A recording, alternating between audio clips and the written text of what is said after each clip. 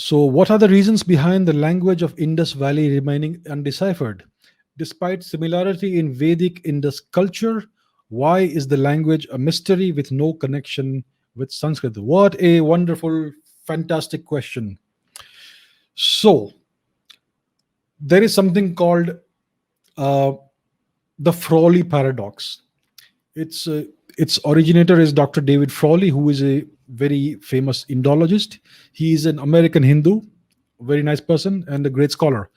So Frawley's paradox says that India has the world's the world's most uh, extensive ancient literature, which is Sanskrit literature. Even though most of India's literature was destroyed in the burning of our great universities, even though this happened, we still have millions of ancient manuscripts that are gathering dust in various archives and various temples and all that. So we have the world's greatest literary tradition, the oldest literary tradition, and we also have one of the world's greatest ancient urban population center, the greatest world's greatest ancient civilization, which is the Harappan civilization. And historians would like us to believe that this literary tradition that we have has come from the Central Asian steppe and from Europe, and this great population center is completely different from that. So that is the Frawley paradox. We have this great population center and we have this great literary tradition in Sanskrit, and we are unwilling to put two and two together and associate these two with each other. So the point is that the language of the Indus Valley civilization, the so-called Harappan civilization, was most likely Vedic or post-Vedic Sanskrit. There is no other logical alternative. Some proponents of the Aryan invasion theory or the Aryan migration theory, soon to be Aryan tourism theory, they would like us to believe that this was a Dravidian civilization and Proto Tamil or something like that was the uh, language of the Indus Valley region. Well, what evidence do you have for this? There is none whatsoever. And there is beginning to emerge some evidence that the Indus Valley script may be the precursor of the Brahmi and Kharoshthi scripts, which were used to write most ancient languages in India, primarily Sanskrit. Now, why has this script not been deciphered yet? Because nobody has. See, to decipher an ancient script, you need funding, you need a think tank, you need to bring a number of brains together, you need to bring a number of scholars together, and that has never happened in this country. The government has never shown any genuine willingness to do this.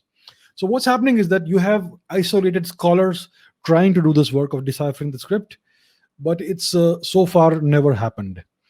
And another possible reason may be that the script that we find in these ancient inscriptions may just be a form of shorthand.